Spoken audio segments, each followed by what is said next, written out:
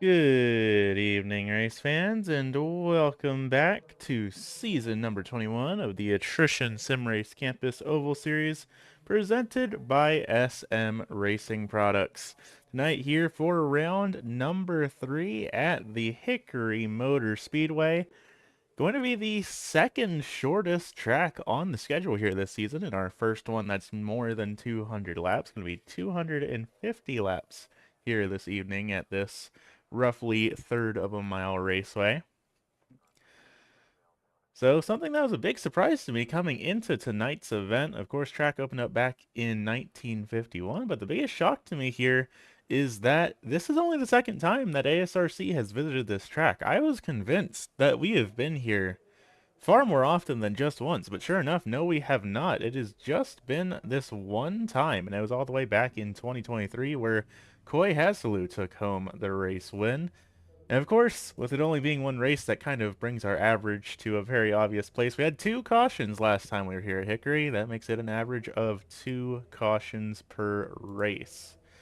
Drivers are quickly making their way down to the starting grid, but before we take a look down at that, let's quickly take a look at our point standings coming into tonight's event after round number 2.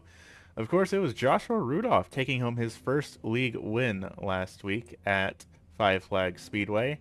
But it's Brian Savelski in the number 85 machine leading the point standings here with 38 points to his name. Then Jason Gardner back in second with 27. Then it's tied for third between Kevin Alessia and last week's winner of Joshua Rudolph. Then back in fifth, we got Corey Logan, followed by Mark Kluge, and the 2 Sparks rounding out the point standings right now. As these drivers start making their pace laps around the field, though, how about we take a look at our starting lineup here for tonight. Starting out on the pole of this one, it was the driver we were just talking about in that number 85 machine. He is our current championship points leader. It's the driver out of Denver, Colorado, Mr. Brian Sabelski. Back in second in that number 93 gear wrench entry, that is going to be league administrator Jason Gardner, followed by the number 7 Save RC's Foundation entry of Kevin Alessia back in third. Back and forth, it's the 45 Motor Racing Network entry of Mark Kluge, followed by Joshua Rudolph in the 188 Rowdy Energy back in fifth. Then back in sixth in the 145 in the Harley Davidson entry, that's going to be Brian Fackler. Not making his first start in the league, but making his first ever start on the broadcast. That said, pace car's off. We're officially going green flag racing here at the Hickory Motor Speedway. 250 laps is the distance here tonight, and so far looking so good around the field as we are side by side for the race lead between Gardner and Sabelski. Gardner making some moves up on the high line here, and he is going to be taking the race lead just like that, which is kind of a surprise to see. Typically, here in these late models, these shorter tracks have much more of a low line dominance here, but sure enough, Gardner was able to make an early move here on Brian Sabelski, and he will be picking up the first handful of laps led here in this 250 lap event. And of course, speaking of 250 laps, it sounds like a lot, but we're turning 14.3 second lap times right now, so those laps will be clicking off pretty darn quickly, basically 4 laps a minute. Looking around the field, looks like things have mostly single-filed out here just a little bit. Joshua Rudolph may be having some trouble. He's fallen back from the rest of the field, a little bit off the pace in that 188 machine.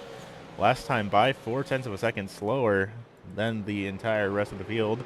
But who knows, could be a strategy call for the driver of the 188 machine. That's the driver out of Medford, Wisconsin. Took home his first ever league win back at the Five Flags Speedway last week. Was a very exciting moment for him, and what a very chaotic finish to that race that was. But so far so good. Right now everyone's just kind of settling in a rhythm, getting these early laps under their belts. Of course, they have had the past hour to practice here tonight, and as far as I'm aware, everyone in the field did take ample opportunity to turn practice laps here, so everyone has a general idea of what it is they are doing. Of course, like I said, only one previous time here at this track and that was all the way back in 2023.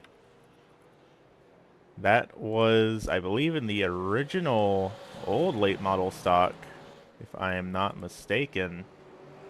Or no, 2022, excuse me, I got my years wrong though. And this was back in the late model. Only a 100 lap event, but we did have 2 cautions, one of which put us into overtime. So we'll just have to see how things fare for these drivers here tonight. Even with the lower driver counts, we have seen that these things can get a little bit chaotic towards the end. So definitely buckle in for a long one here tonight, because these drivers have shown that it is definitely a test of endurance here with these longer races here for season number 21. Right now, your top 3 drivers are all kind of in a bubble together. Everyone else slowly but surely falling back here, but your top 3, Gardner, Sabelski, Alicia, all really within about 0.3 of each other respectively. But Gardner being off to an early lead, I believe these are the first laps that we have seen Gardner lead so far here in the 2026 racing season, which is always exciting to see.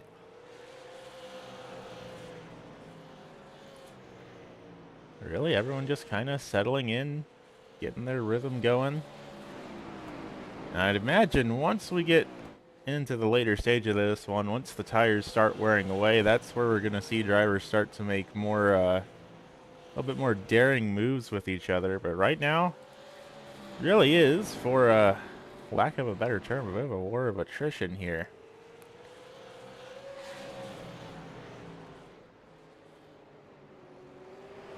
Aside from this battle right now, we got Mark Kluge a little bit by himself back in the 4th position. Currently a 2-second gap in front of him, a 2-second deficit behind him, back to Brian Fackler in that Harley-Davidson number 145. Brian, this is his 11th start here in the ASRC Oval Series. All 10 of his previous starts were last season in the 1987 NASCAR Cup Cars. Best finish of 5th for the driver of that 145, and he's already 5th right now, so definitely a driver to keep an eye on. We might just see him beat his personal best here tonight.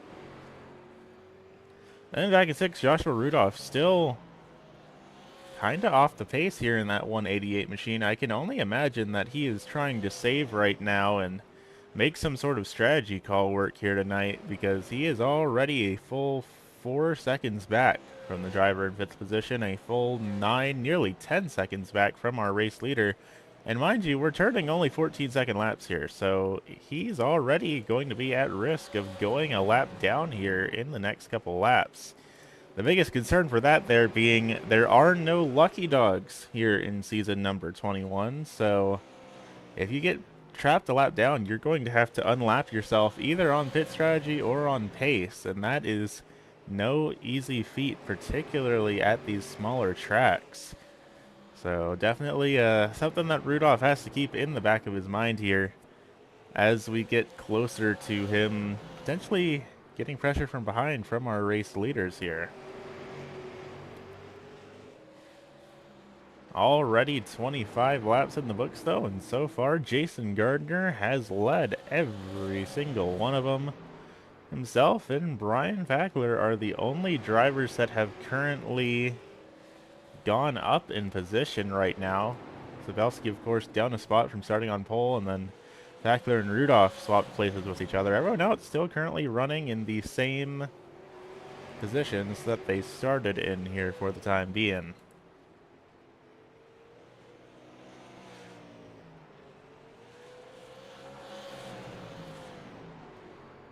Looking at the lap times here, currently last time by a 14.47 for Gardner, a 14.45 for Sabelski, and a 14.5 for Alicia. So really all 3 of these drivers pretty evenly matched with each other so far.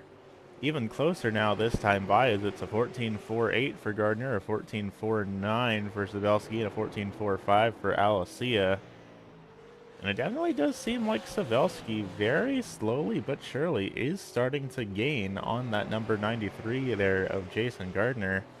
I don't know if Jason's really going to be defending all that hard here. In the same vein, I don't know if Sabelski is really going to be trying all that hard for the race lead right now. Of course, there are bonus points up for grabs. Any driver that leads at least one lap gets a bonus point. Whatever driver happens to lead the most laps gets another bonus point. So that is something that does play into the strategies of these drivers, to the point that we've seen drivers base their pit strategy around at least being able to lead one lap to get an extra bonus point to their name when maybe otherwise not doing too particularly great in the point standings. So we'll have to see how that works out once we get to our pit cycle, but we still got a long way left to go before that happens. I'd imagine we're not going to be seeing drivers pit until easily after lap 100, unless maybe we get some conveniently timed cautions, but otherwise I can't imagine we're going to be pitting anytime soon here tonight in this 250 lap event. Of course, with this being a third of a mile speedway, 250 laps, I believe that's making the race distance here tonight roughly in the realm of 75 miles, if my math is correct, which it's very likely not. I'm just doing that off the top of my head here. But that really puts in perspective that 250 laps really isn't all that much. And of course, in our one previous visit to this raceway back in 2022, we had that 100 lap event. Even with the NASCAR overtime, that race was only a 28-minute long event. So gonna be a little bit more of a proper race here tonight. And as we see drivers catching up to the 188 of Joshua Rudolph, suddenly lap traffic is playing a factor. Gardner is getting held up a little bit. Sabelski might be getting an opportunity to try and make a move for the lead. And Rudolph's going to pull it up high. He's going to get out the way and let these leaders battle it out. That's going to give Gardner a little bit of breathing room, but will it be enough? Because Sabelski is all over the back bumper here in that 85 machine. Not quite close enough to make anything happen yet. But I'm thinking yet is the key word here. Last time by a 14.73 for Gardner, a 14.68 for Sabelski. So Sabelski is gaining here. I think he was just waiting for that lapped car to try and make his move. And of course, now a little bit further back, you see Kevin Alessia getting held up a little bit. Rudolph pulls it up to the highlight. He's going to let Alessia go on by now as well, but Alessia now up to a 1.3 second gap from this battle for the race lead here.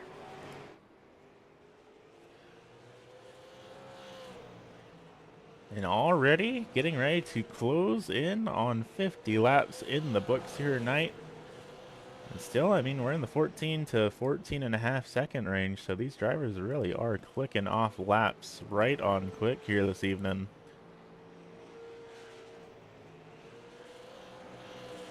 So far, it's still Gardner leading the show here tonight.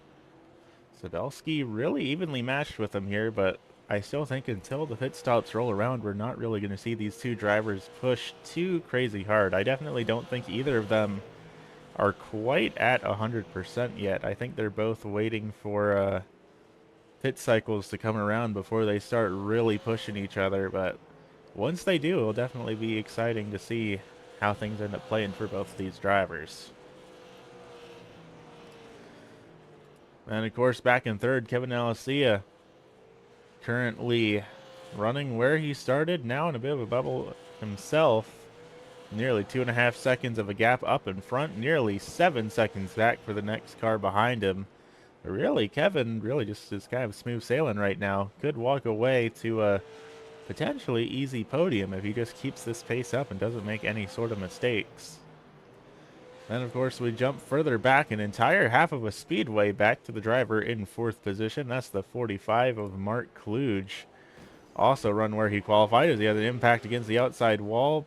Hopefully not steering damage on that 45 machine, but it almost does look like the right front might be a little bit knocked in on there. We're not seeing the black and yellow penalty flag flying at least. So Mark Kluge, if he did get damaged, it at least isn't too severe, and it seems like he's still running mostly all right here. Coming across the line there, a 15-1. Everyone else is in the 14-second range right now, so maybe that did do a bit more impact to Kluge's car than we saw. Speaking of, here's Brian Fackler just behind, who is catching up on Kluge, and here is our battle for the race lead between Gardner and Sabelski. Once again, lap traffic potentially playing a factor in this battle for the race lead, and now there's two different lap cars we got to worry about. Gardner goes down to the bottom, Fackler pushes it up to the high line, just trying to stay out of the way of these race leaders. But still side by side as Gardner works his way around that 145 machine. Of course, here in the ASRC Oval Series, blue flags are not mandatory, but of course, everyone here generally very clean and respectful drivers, so more often than not, when they see the blue flag, they just go ahead and get on up out the way. They don't want any risk of getting into drama they don't need to be in. But how about this battle for the 4th position? Fackler making the move on Kluge and moving on up to the 4th position here. Using the slight hiccup from the lap traffic as a pick to get around.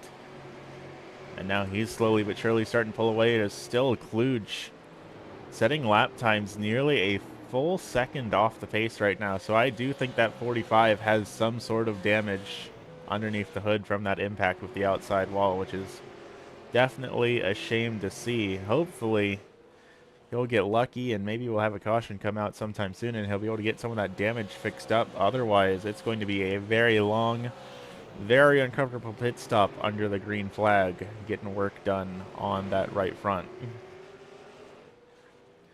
Kevin Alessia just behind. He's working on putting Kluge a lap down. Well, already a lap down, but working on getting around that lap car, I should say. All while he's still falling further back from Sabelski and Gardner. Now 3.5 seconds the difference between Sabelski and Alessia on the raceway right now. But still very similar lap times. I mean, we'll check how they come across the line here again. It's looking like going to be a 14.64 for Gardner, a 14.62 for Sabelski, a 14.76 for Alessia. And we can pull up their lap time history here for your three front runners here as they work their way around this 1/3 of a mile speedway. Right now, Gardner, very slightly the fastest car on track here out of the three.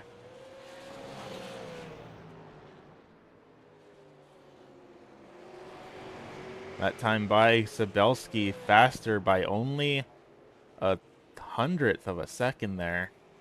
But that also was because Gardner had a little bit of a scrape against the outside wall, so I think that is a big factor there. This time now, Sabelski a little bit more gaining here on that number 93, though. Speaking of race damage, though, Mark Kluge has now fallen back to the 6th position. Joshua Rudolph able to get around him here as well. And still the lap times for that number 45 looking kind of dire here. 15.5 for Kluge. Everyone else still running in the upper 14-second range.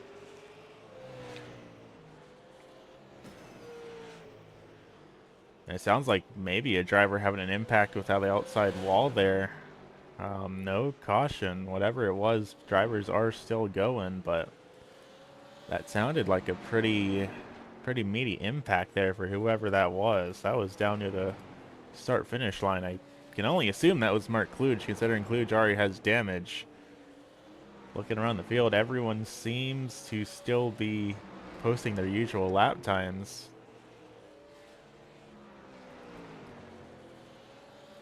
So we'll just have to see here how things play out as we start to slowly but surely come towards the 75 lap mark. And only 17 minutes under the green flag so far, so really clicking off these laps quick here tonight. And of course, that makes sense. These super late models are considerably more powerful than the late model stock cars that were being driven 3 years ago. It makes sense. These laps are getting clicked off pretty considerably faster. Back when we were here in the late model stock, the fastest lap looks like it was a 14.7. Right now, our fastest lap is a 14.12. So about half a second a lap faster on average for these super late model machines. There is the 45 of Mark Kluge, though. He is being put down another lap here tonight. Just trying his best to keep it out on the speedway and get more laps turned here with that damaged race car.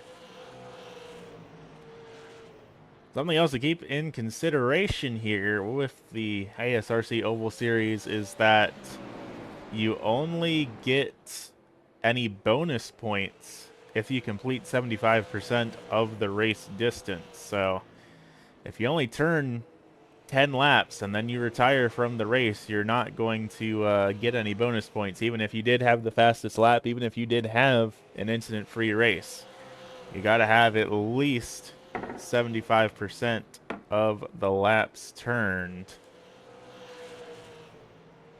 And in tonight's event, that is 187 laps is the minimum you've got to complete in order to earn your bonus points. Otherwise, you'll get your points for your finishing position, but nothing else. And of course, we were talking about the championship standings earlier. Coming into tonight's event, Brian Zabelski has accrued 38 points over the course of these last 2 races. Then it's 27 points for Gardner, a tie for third with 25 points for Alessian Rudolph, then 22, 20, 11, and 8 points respectively. So these 1 or 2 bonus points you could be picking up every race could make the difference in the overall championship, even in the long term of things, once we get towards the end of this season. Of course, last week, back at Five Flags, things were a bit chaotic. We had, I believe, 5 cautions, I want to say. Sure enough, yeah, 5 cautions. Not a single driver in the field got the clean race bonus. In order to get that, you need to get between 0 and 2 incident points. Last week, the lowest was 4 for Brian Sabelski, who was the runner-up in that event. Joshua Rudolph, the race winner, had 18, and several other drivers were also all in the double-digit range.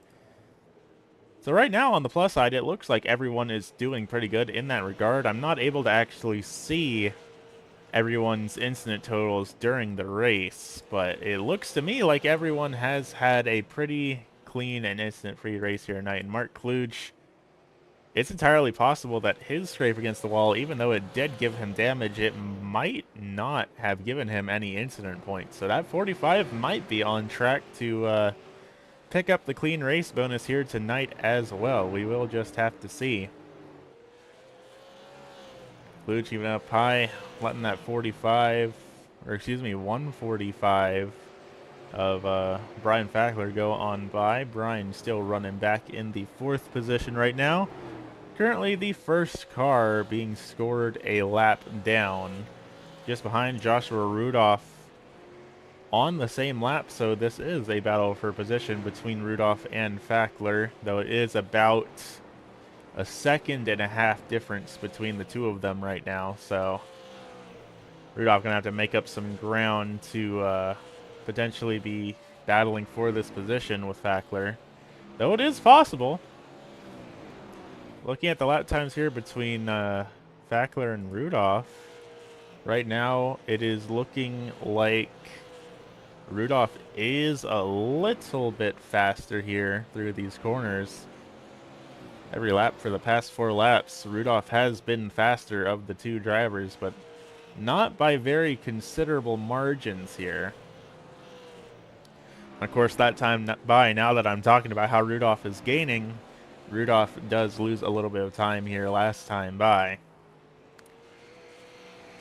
Call it a little bit of the commentator's curse, if you will, but that's just sometimes how it plays out. But there we go. Rudolph now making that ground back up here a little bit. Now the gap is down to 1.2 seconds and closing. Already, just like that, down to 1 second solid now. As again, Rudolph gains 0.2 of a second in a single lap. Doesn't sound like a lot, but when they're only a second apart, 0.2, it's really just a matter of about 5 laps before potentially we see Rudolph catch up to that 145 machine. You can see him here rapidly gaining. And there's Jason Gardner just behind in that number 93 machine as well. So Jason looking to be putting Rudolph and Fackler a lap down here soon. A second lap down, excuse me. And that's going to be putting all 3 of these drivers' deficits in even more of a tricky spot than they were before. It's theoretically possible to be making up a single lap down under the green. It's difficult, but it is theoretically possible. 2 laps, on the other hand, will require a little bit of a miracle for any of these drivers to get back up on the lead lap and potentially contend for the race win. And scraping against the outside wall for Fackler there. Drifts up high, and that's going to allow Joshua Rudolph to dive on down in there. He's going to move up to the 4th position, bump Fackler back down to 5th. And now there's 2 lapped cars between our race leader of Jason Gardner and the number 85 of Brian Sabelski. This is the largest that the gap has grown between the 2 of them here all race, up to 1.5 seconds between Gardner and Sabelski. And already getting ready to come across the line for our 100th lap here tonight. Jason having a very solid evening so far here tonight in that number 93. Like I said, if I'm not mistaken here, these are Jason's first laps led of season number 21.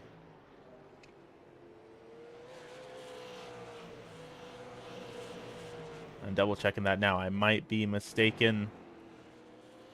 And it looks like, yes, I am. He led a singular lap back at the Five Flags Speedway, and he led 10 at New Smyrna under the pit cycle. But now up to 102, so I'd consider that a fairly substantial improvement for the driver of that gear wrench number 93 machine. Sabelski further behind, still trying to work his way around these 2 lap cars. And he's working his way around there, slowly but surely. Gets around the 145 of Fackler. Now he has to figure out the 188 of Joshua Rudolph. But he's not quite close enough to have to worry about that quite yet here.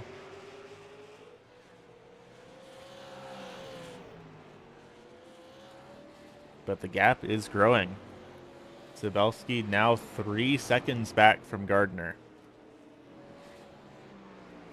Well, it was like I was saying, once we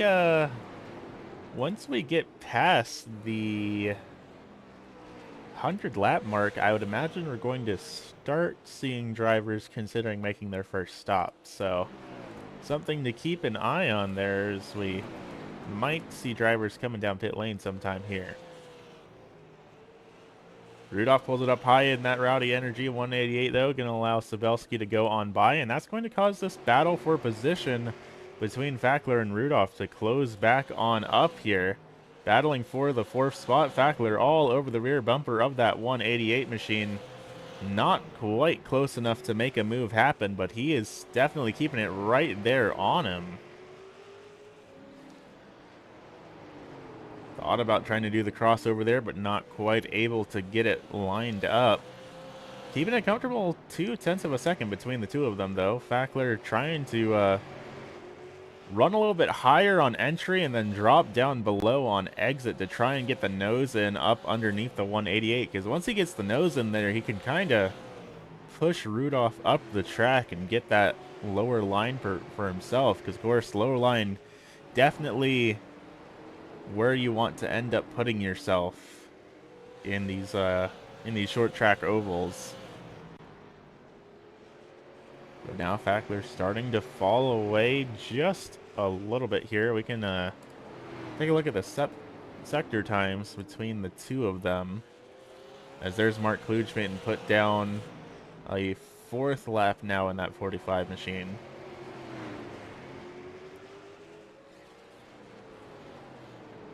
Fackler a little bit faster through turns 1 and 2, but heading through 3 and 4 a little bit slower. And I'd imagine that, I mean, it seems like this is this kind of cycle that he's been in the whole way around these last couple laps.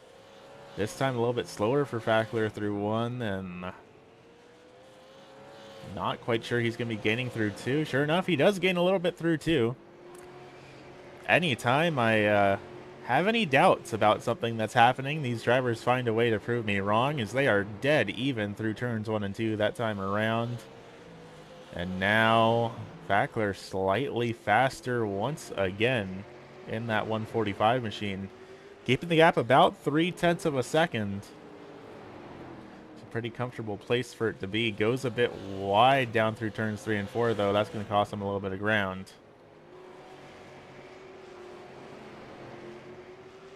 Starting to close in on lap number 125. That'll be halfway here in tonight's race once we get there.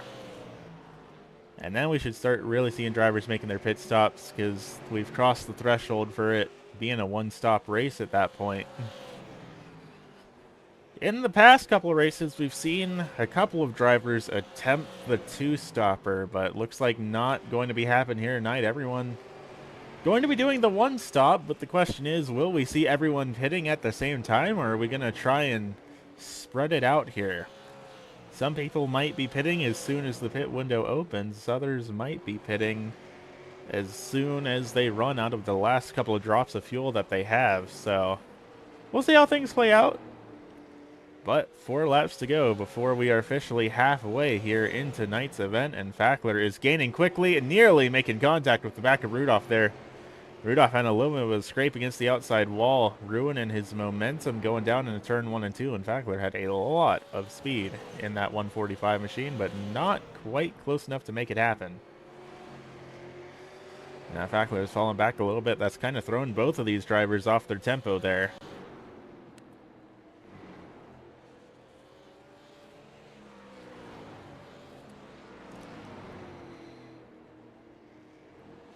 Both Fackler and Rudolph up +1 from where they qualified here.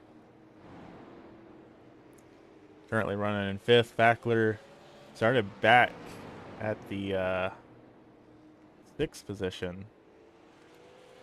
So he's up 1 spot. So is Joshua Rudolph. We have a driver down on pit lane, though. Brian Sabelski going to be the first one to make his stop.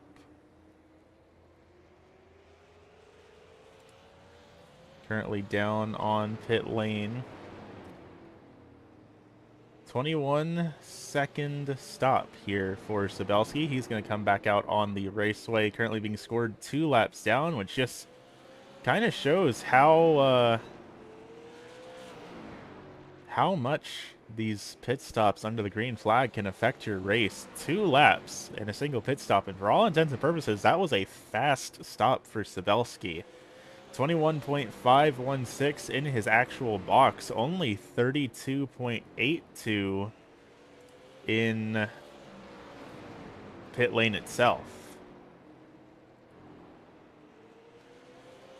And now Sabelski on those fresher tires is getting involved in this battle with Rudolph and Fackler, as him being bumped 2 laps down has put him on the same lap as these 2 other drivers. And you can see that 85 just absolutely ripped through there on those new tires. Nearly 0.8 of a second faster coming across the line than Rudolph and Fackler on those new tires in that 85 machine. So far, though, Sabelski is the only taker under the green flag. Some of these other drivers might be playing the waiting game, hoping that something causes a caution so that Sabelski gets trapped a lap down and they can make a pit stop under the safety of the caution flag. Speaking of, though, something interesting to note, Kevin Alessia has now also gone down a lap as well. So Kevin now down a lap. That leaves Jason Gardner having successfully lapped the entire field here in that number 93 machine. Still looking down at the closest battle on the speedway, though. That is the battle between Rudolph and Fackler. 0.8 of a second dividing the two of them right now, as Rudolph is setting the faster lap times of the two here for the time being. Coming across the line, a 15:07 for Rudolph, a 15:2 for Fackler. I can see them there going around that 45 of Mark Kluge, who is still running that wounded race car around the track, trying to get as much seat time as he can for the remainder of this season, and of course trying to make that minimum lap threshold to pick up any bonus points he might be eligible for to try and help his chances later on in the season.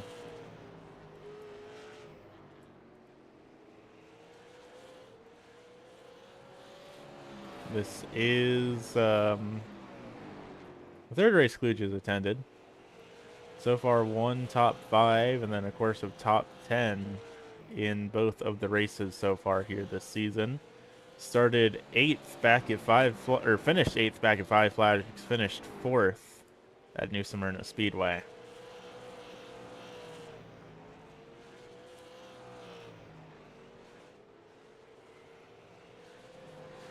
Jason, though, still continuing to run this thing down. Probably just going to stretch that fuel tank as far as he can and then pit once he's just about out, and then he'll be good to go till the rest of the race. Slowly closing in on 100 laps left to go here tonight, which we've established roughly about, probably about 20 minutes under the green flag. You see Sabelski there working to try and unlap himself, as we see Gardner come down on to pit lane in that number 93, so that will allow Alessia to unlap himself, and Sabelski should be unlapping himself here as well. At least until Alessia does his next stop. Looking like at least 2 tires going to be the call on the number 93 machine. Will we see him take 4 under the green? Yup, they're jacking up the left side. They're putting 4 fresh tires on that number 93 machine here.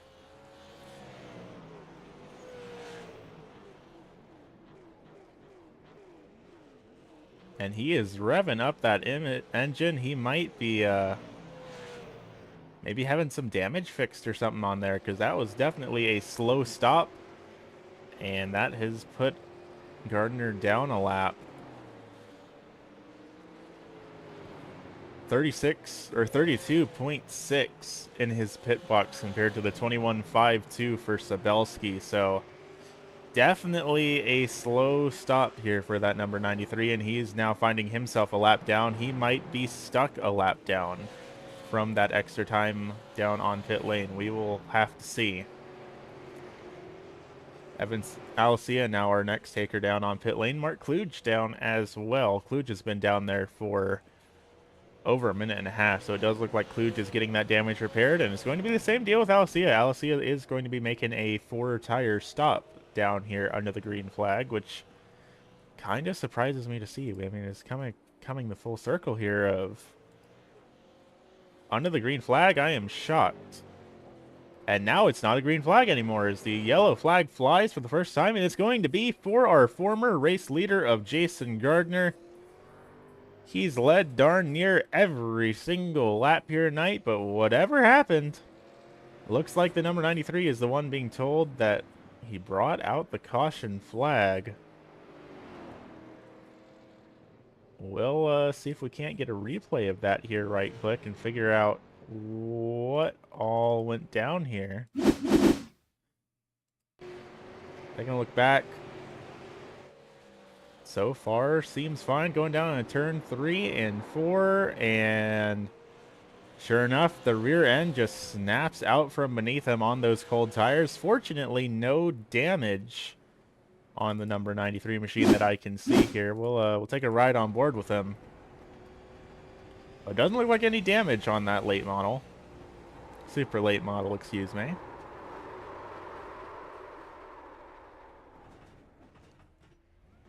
Sure enough, just like that, that's going to be our first caution flag here on the speedway. And it kind of goes to show. You might be the fastest car on track, you might be leading every single lap, but that does not make you immune from making mistakes. Did have a couple of takers down on pit lane, though. Rudolph and Fackler both took the opportunity to come down pit lane. Alicia did not come down on the yellow. It was just Fackler and Rudolph that came down under the caution. And this puts us in a very interesting scenario. Because if I'm understanding correctly with how the caution flag happened to play out here, I think everyone except Mark Kluge is back on the lead lap.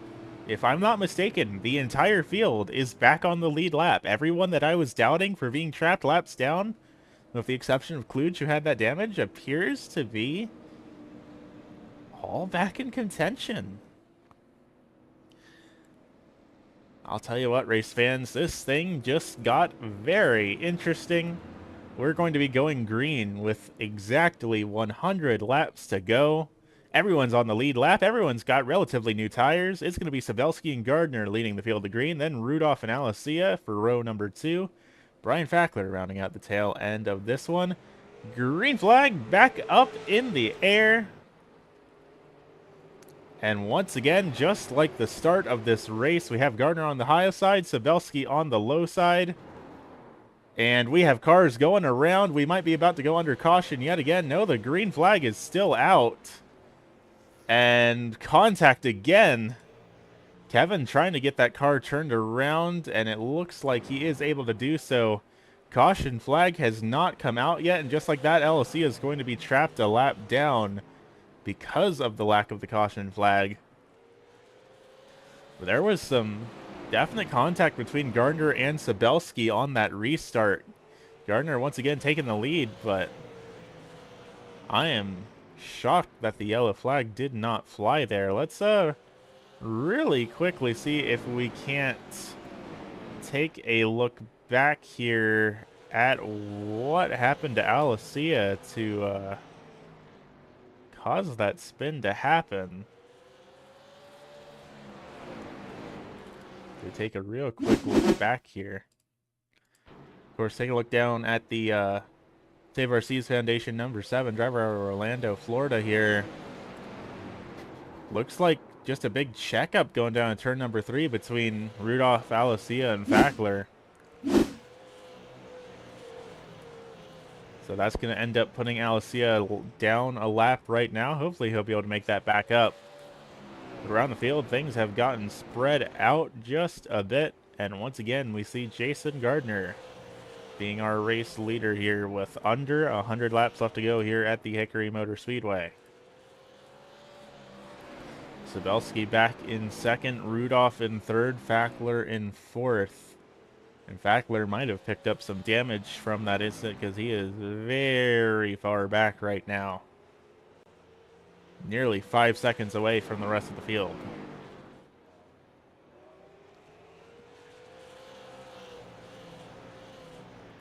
That said, now that things have started to calm down here, at least just a little bit, I thought we'd take a moment. Let's ride on board here with the driver of the number 93 machine and get some onboard views of what these drivers are seeing here in these super late model machines.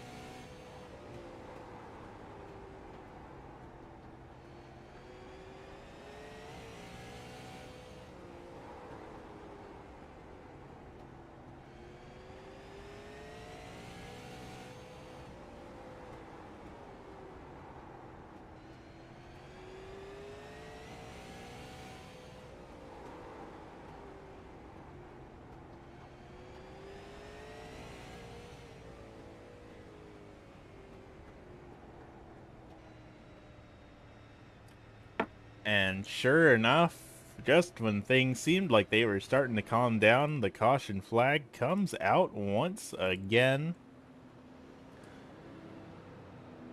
We're hearing that it might be for Mark Kluge, who came back out on the raceway while we were riding on board there with Jason, doing some laps, trying to get back up to speed with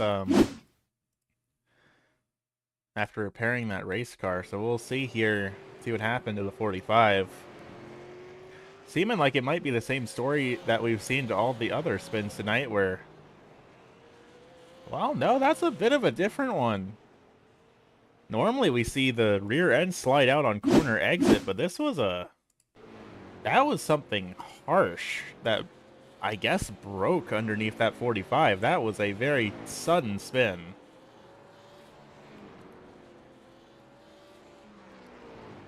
And immediately calls the tow truck and ends up back down on pit lane. So that's going to be the cause of caution flag number 2 here. Doesn't look like we are going to have any takers down on pit lane. Everyone should be good to go to just make it to the end here tonight. Unfortunately for Kevin, since we don't have any lucky dogs here this season, he is still unfortunately trapped a lap down. The only way he'd be able to get that lap back under caution would be if everyone in front of him came down pit lane, then they would go ahead and wave him around the pace car. But since everyone's made their pit stops for the evening, unfortunately, looks like Kevin is just going to be stuck back in 5th. So, going to be coming to the green with 164 laps complete. About 90-ish laps left to go. Green flag up in the air. This time Gardner's the one down on the inside, Sabelski on the outside, but Gardner's going to clear up to the front just like that. Sabelski tried to make a move back down the inside, not quite able to. Fackler getting pushed up to the high line there in that 145. He's going to lose a couple spots there to Rudolph. And Kevin would be able to get around him here, but again, unfortunately, lap down. So not battling for position with any of these other cars, and with the looks of things, unfortunately, that 7 machine's probably not going to be battling for position for the entire rest of the race here this evening.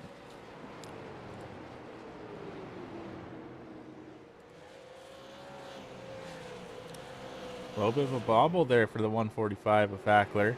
That's going to allow Alessia to pull up alongside. Again, Alessia not battling for position right now, but he is going to get around that 145 here for the time being. Who knows? I mean, he could get lucky and potentially unlap himself just on pace, but we'll have to see. That's a very big what if. But with himself between Fackler and Rudolph, that's going to cause that gap to build up to over a second. How about things up at the front of the race, though? Gardner in the 93 leading over Sabelski by about 0.6 of a lap. Let's see how their sectors are looking for the two of them.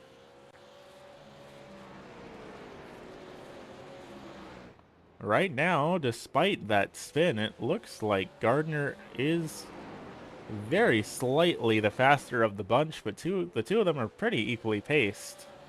Going on the raw numbers here, Gardner is on about 20 lap newer tires than Sabelski is, but saying that is kind of disingenuous because that spin that he had definitely has worn the tires down a little bit more than Sabelski's would be, so I think that honestly probably scrubbed about 20 laps worth of wear into him just like that. And that's going to cause Gardner and Sabelski to be back roughly on the same pace as each other here. As a little bit further back, Fackler and Rudolph once again are battling it out with each other. Fackler gaining very quickly on that 188 machine. Now that Alessia's gotten around both of them, they both have a clean racetrack to work with here and battle it out with each other. Coming across the line there, Fackler a 14.64. Rudolph a 14.63. So Again, another case of both drivers being very equally matched, and that's not too much of a surprise. Both of these drivers came down to pit lane on the exact same lap under that first caution. Fackler seems to be looking pretty good here. But even if you are faster, it's one thing to have more pace. It's another thing to actually position that car and make the move around the car in front of you. With these tracks being so bottom line dominant, it can be very hard to actually get up underneath the car in front of you and make that move happen, because the chances of you doing it on the outside are pretty slim to none here at this rate. I mean, we saw what happened at the very early stages of this race coming to the green on those restarts. But as soon as heat gets into the tires, the bottom lane's basically entirely where you want to be.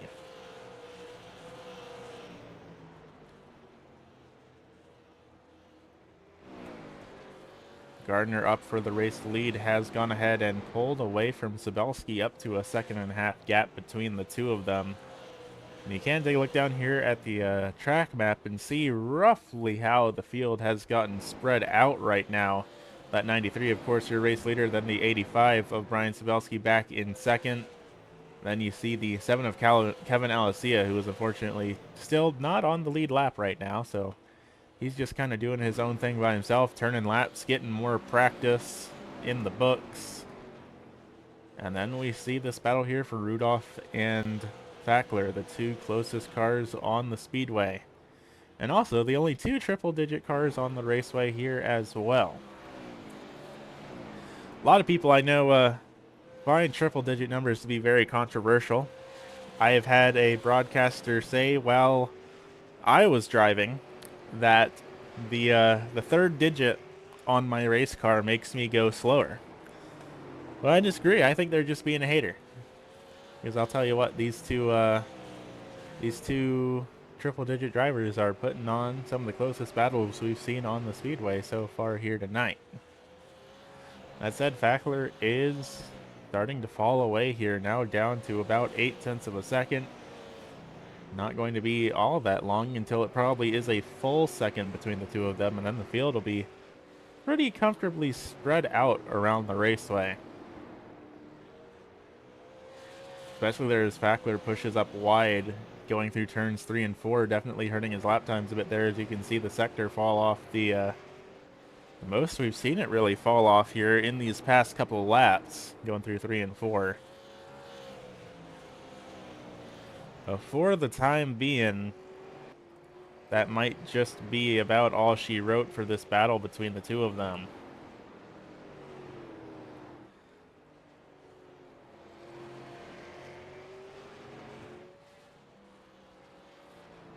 Well, we can take a look down here at the pit strategy box, and you can see sort of how drivers have stretched things out. For the most part, everyone is more or less on the same page with each other. Sabelski and Gardner, the only two, well, and Alessia, they all pitted under the green flag. Then, of course, Rudolph and Fackler got the opportunity to pit under the yellow. That's how they got back on the lead lap. So really, Sabelski is the only driver on the speedway that's really at a tire deficit right now. And I'm really curious what happened to Jason, because again, looking at the pit stop times, Jason was stuck down there for a whole 10 seconds faster than every single other car on the raceway, and you could hear him revving that engine trying to get the thing wound up, but just could not get off of pit lane. So not sure what happened to him there, but he kind of lucked out. They managed to get back up to the front of this one. But hey, you know, I turned away from this battle and suddenly Fackler is back in it here. Way up high going down through turns 3 and 4, but he is caught up to this battle and is gaining pretty dang quickly here.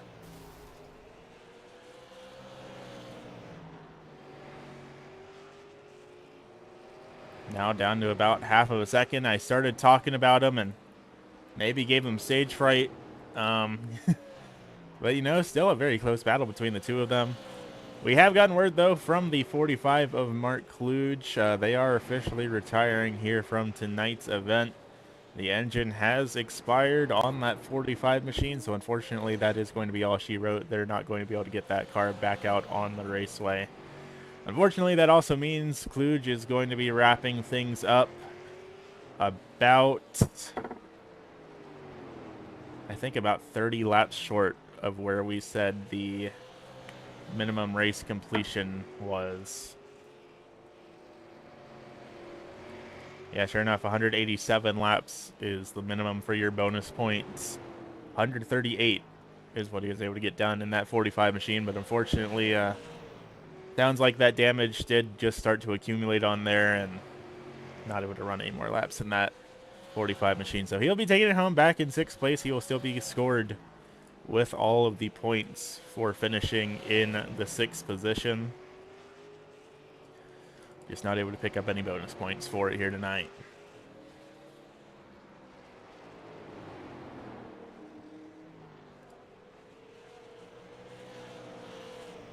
Fackler and Rudolph still very equally matched with each other here. 0.5 of a second separating the two of them. Last time by a 14.77 for Rudolph and 14.84 for Fackler. It's kind of fluctuating. It's going back and forth between the two of them. Just a bit of a game of tug of war here. Figure out lap times between the two of them.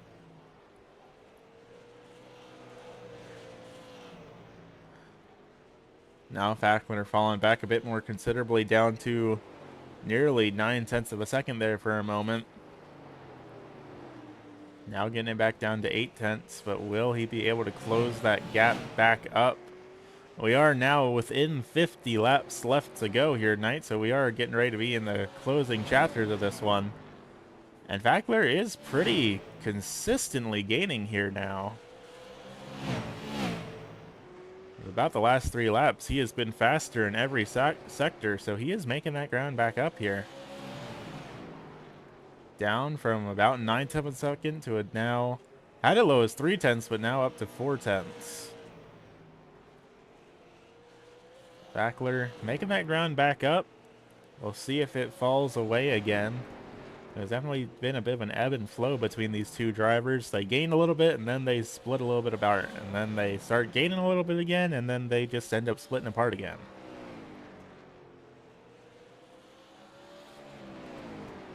Sure enough, now Fackler's slowly falling away here just a bit. They are by far the closest battle on the speedway, though, as Jason Gardner has pulled himself up to a 3-second lead, and then it is a 8-second deficit between Brian Sabelski back in 2nd and this battle going on here for the 3rd position.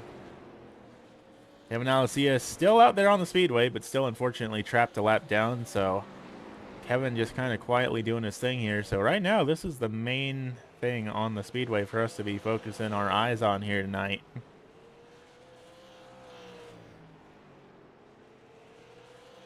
As we start working our way down to being 40 laps left to go.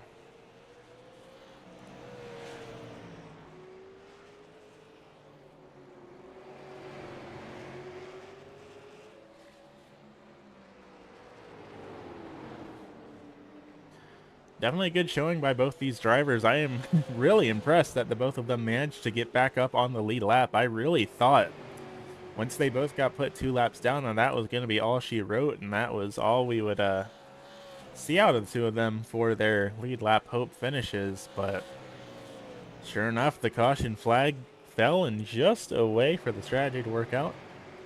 And having 4 drivers finish on the lead lap would definitely be a good sight to see. That said, Gardner is really only about, call it about 3 seconds back from the two of these drivers, so we might honestly see Gardner catch back up to them and put them both back a lap down. We will just have to see how these things end up playing out here. Fackler once again losing a lot of ground, though. Now down to 0.7 of a second. Make that 8, make that 9, make that a full second of difference between the two of them, just like that.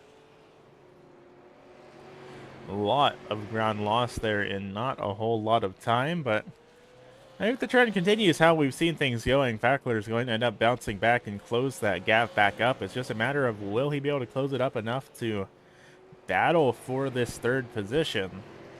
Already in a pretty good spot to potentially be walking away with his first fourth place finish here in the league, but if he does manage to get back up to Rudolph, he could be looking for his first ever podium with ASRC. Of course, it's always a treat to have new drivers up here on the podium in the interview booth, so I'm sure there are definitely going to be some folks out there rooting for the 145 machine. Right now, he is the newest driver in the field. Everyone else has been here for multiple seasons. Of course, Fackler started back in season number 20, which unfortunately we weren't able to broadcast here on the channel. So great to see him back out here for another run here this season. That said, the gap is growing pretty substantially here, and it's not looking all that much like it's going to be making a rebound. You see Jason Gardner here, having now led 219 laps so far here tonight. And you can see him go up high. He's going to go around Fackler and put Fackler back down a lap. With 30 laps left to go, I think we need to take a moment to give a big shout out to our friends over at SM Racing Products for being on board here with the ASRC Oval Series. They've been our title sponsor for a pretty long time now. Coming up on, I think, a bit over 2 years now. I think they've been on board here with the league. Good group of folks. Shame that they're not out competing here tonight, but I hope to see them out there on the speedway here soon. Of course, that being Garrett Streets and Jeremy Morrow making up the S and the M of the SM Racing Products crew. Just a couple of sim racers that were looking on the market for some button boxes and weren't quite happy with what all they saw, so they decided, you know what, why not just go ahead and make our own? Now here they are a couple years later, and they're selling all sorts of their own sim racing equipment out on their website. That's sm-racingproducts.com. Also have various social media pages under the same name. So definitely give them a look-see if you are in the market for sim racing products. I know a couple of the drivers here in the field are using their products, and so far it has been nothing but positivity about it that I have heard from our drivers. There's Jason go ahead and putting Rudolph a lap down here as well, so that leaves just himself and Sabelski as our two remaining front-running drivers here. Sabelski back in that number 85 machine. He's led a couple laps, which is always good to see. As an impact against the outside wall there for Fackler, and potentially... Oh, watch out. Technical difficulties going on there for the 145 of Brian Fackler. That was a little bit scary to see. Fortunately, no harm, no foul here for the time being for the driver of that 145 machine, but that was definitely a little bit scary. Of course, that's kind of just how it is here on the virtual racing platforms. Just like you have mechanical issues in your real car, you're going to run into technological issues here in the virtual race cars. But nobody had any incidents. Everyone's keeping their cars pointed in the right direction, and right now that's the biggest thing that our two front runners are probably worrying about right now is hoping that the caution flag does not come out. At least Gardner is definitely hoping the caution flag does not come out. Savelski, on the other hand, as much as he finds himself regularly in the situation of being put in unfortunate spots by caution flags that sometimes cost him race wins, I'd imagine right now the driver of that 85 machine, now more than ever, is hoping to see that yellow flag fly and potentially get back up behind Jason for one last restart.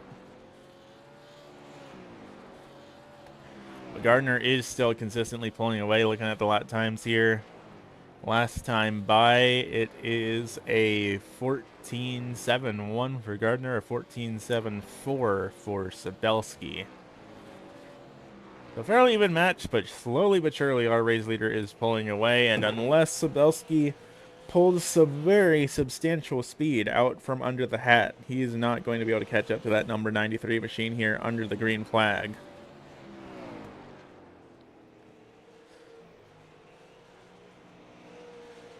Something interesting to see here. Kevin Alessia is catching up to that 145 of Brian Fackler. Of course, Kevin was put a lap down with that yellow, but sure enough, he's going to get around Fackler, put himself back up into the 4th position. Will he be able to make up 6 seconds in 12 laps, though? Fast as Alessia is right now, I can't see him being able to make up that much ground that quickly. I don't quite think we're going to see it happen. But if nothing else, that bumps Alessia back up to the 4th position. Fackler running back in 5th now. You see kind of how these drivers have shaken around the field here tonight. Gardner up a spot from where he qualified. Sabelski down a spot. Then Rudolph and Fackler both up from where they qualified here tonight. Alessia and Kluge down spots respectively.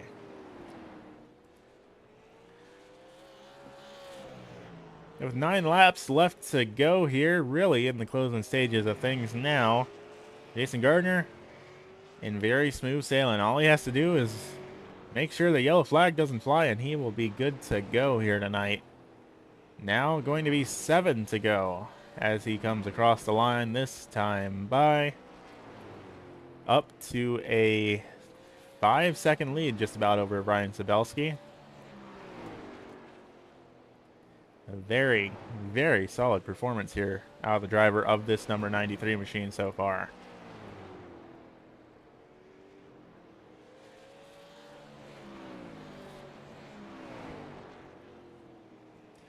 And coming across the start-finish line once again, big high five up in the air from Barney the flagman. 5 laps left to go for Jason Gardner to be taking home the checkered flag here tonight. Again, all he has to do is make 5 more laps without the caution flag flying. Really just barely over a mile of racing left to go. When these drivers are hitting speeds of upwards of 100 miles an hour, that mile is going to be going away very, very quickly.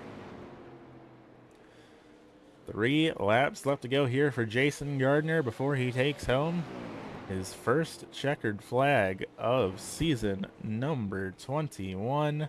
Fackler is going to pull it up high, stay out of the race leader's way, and going to be smooth sailing from here on out.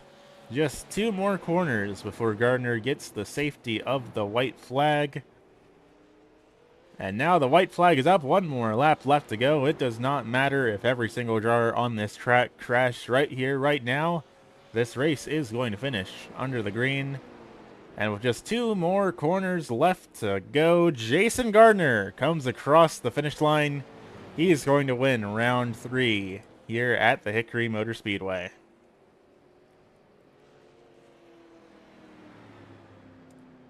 And what an event it has been here tonight.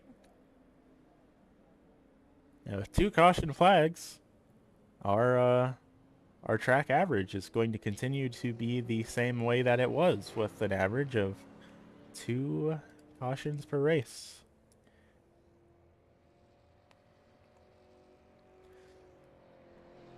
Of course, looking around the rest of the field, Brian Sabelski going to be scored back in the 2nd position. Joshua Rudolph back in 3rd.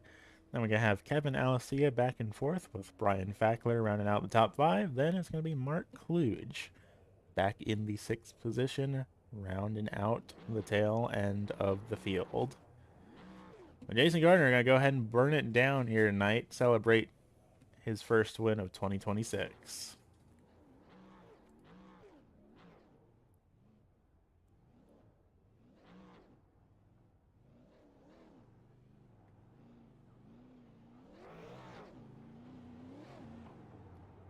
Well, it's a good effort. It's the thought that counts. As I said, don't worry, race fans. We will be back here in just a moment with some words with your top 3 finishers.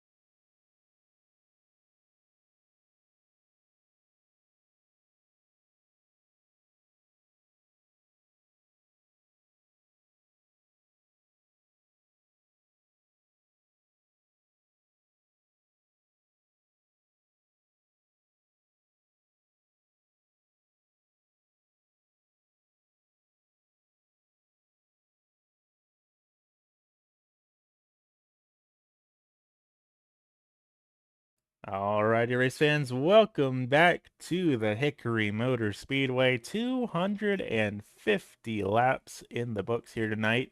And up here in the broadcast booth with me, taking home his first win of 2026, going to be none other than Mr. Jason Gardner.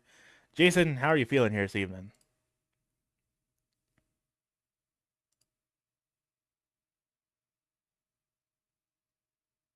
Oh, well, we might be having some technical difficulties here. Give us a moment, folks.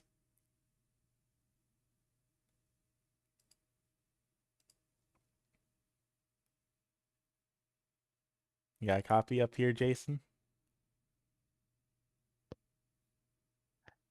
Yeah, there we go. There we go. Nothing like a little bit of technical difficulties on our favorite virtual racing platform. But Jason, you got the win done here tonight. First win of 2026. How are you feeling? Uh, it's been, be honest, it's hard to know what to think. It's been so long since I've actually won one of these, and any time that it always seemed like I was in a position to win one of these. Something's always happened. So fi finally able to get in a position to win and actually win. It's very surreal. Yeah, not only taking home the win, but leading almost every single lap here tonight. How are you feeling coming into this race? Were you feeling that this was gonna be a race where you might be taking home a checkered flag? To be honest, Hickory is not one of my favorite tracks, but after today, it probably is now because it's up to me. This track's always been such a handful, and when I saw I was in a position to actually probably try to take the lead right from the green flag, my that's that's what immediately I tried to do, try to get the lead and try to keep it as long as possible. Sure enough, and we did, of course, have that caution flag right around the middle of the race. How are you able to bounce back from that? Uh, yes, not what definitely not one of my proudest moments.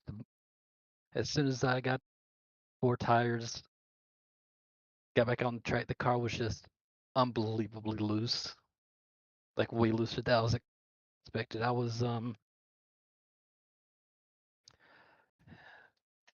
the only way I could try to bounce back is just basically just keep calm and let the car come back to me. Well, you managed to take home the win here tonight, so it certainly seemed to work out for you. Of course, next week, keeping it in North Carolina, heading on over to the Concord Speedway. How are you feeling about heading over there for 200 laps next week?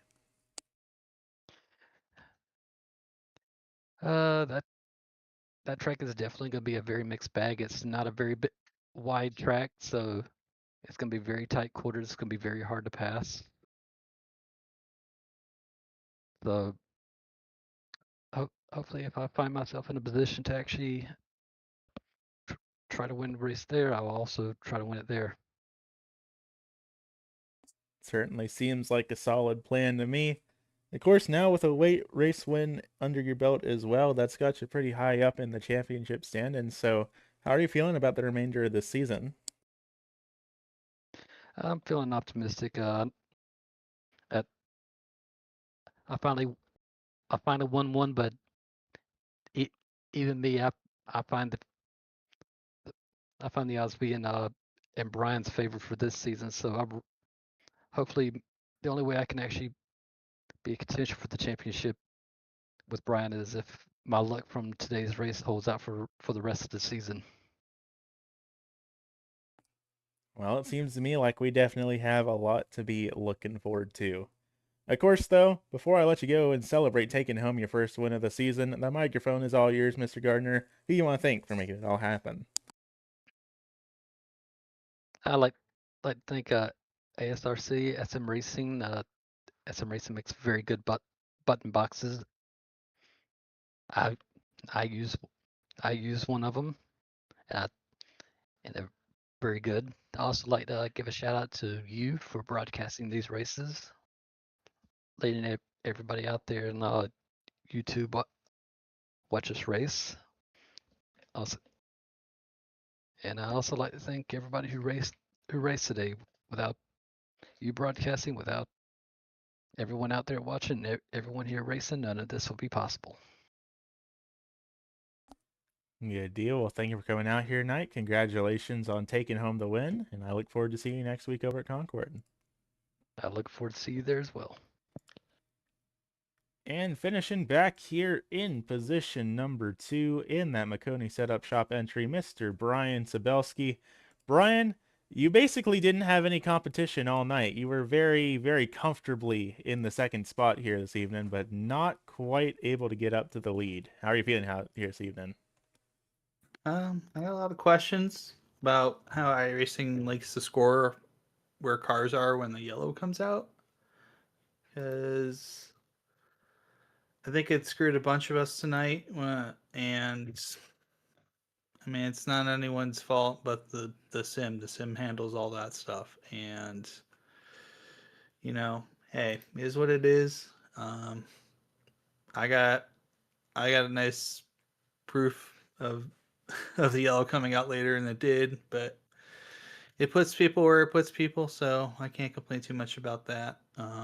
Jason just had a good pace all night too, so I knew it was going to be a slugfest either way. So you know, sometimes you get uh, you get things thrown your way, and you just gotta take advantage of it, and you got to do it. Sure enough, you definitely had a very solid pace here this evening. Do you think that without any of the confusion with the yellows, you would have been able to take home the checkered flag? Yeah, I think I had them. I think I had them covered, um, for the most part. So it is what it is, I guess, at this point. I can't really go back and change anything, but you take what you can get, right? Sure enough, still keeping up a solid string of very solid finishes so far in season number 21, and still a long season left to go. How are you feeling about your odds heading over to Concord next week? Hopefully a little better. Hickory is not a strong track for me, so I'm surprised I ran as well as I did. I've struggled here mightily in the past. Concord, very different situation. I'll probably put in, definitely make sure I put in some time for that, but I've always tended to really enjoy that track, even though it's small. Um, yeah, so we'll see how it all shakes out. Fair enough. Definitely excited to see how things go for the remainder of this season because you have had a lot of speed so far here. But for tonight, gonna be a second place finish here for you. Another finish on the podium. So the microphone is all yours, Mr. Sabelski. Who you want to thank for making it all happen? Of course, thanks folks at McConey Setup Shop, official setup shop at NASCAR, for doing what they do. Um, has some racing products for the awesome button box, which is super helpful. Love their stuff too. Make sure to check them out. Denver Racing Social, of course. Great place if you're in the Denver Metro to come hang out, get some sim time in, watch some events or a party there. Who knows? There's a lot of good stuff you can do there. Dragon Rose Coffee, great product. They just moved shop. Actually, they just moved into their new store. So, also if you're in the Front Range, be sure to check them out, or you can check out their website at dragonroast.coffee.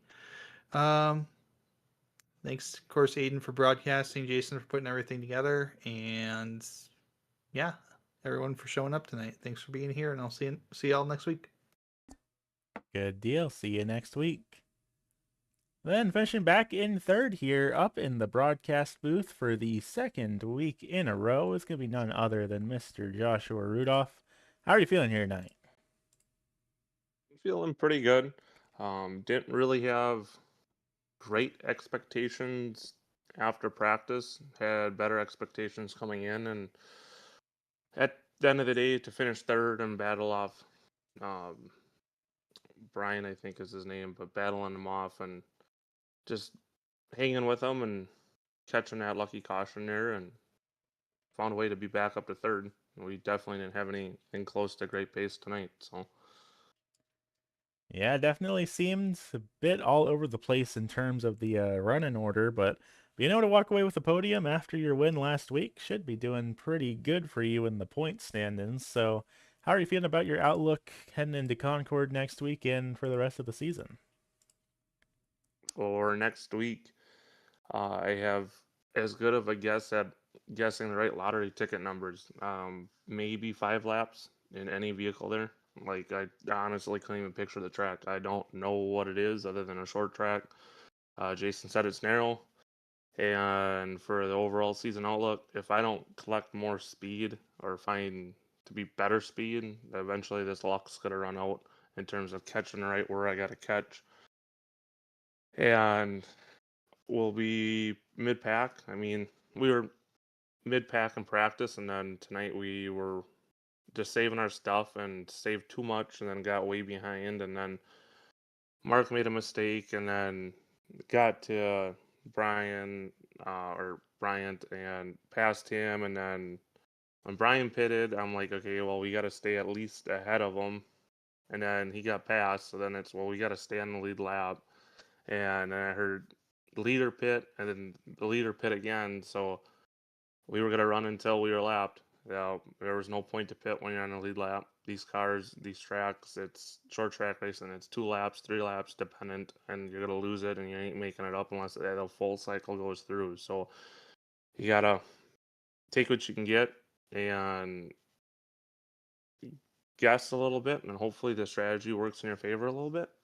If I had better speed, then maybe we don't have to play the long card, but you got to guess, and hopefully you're right.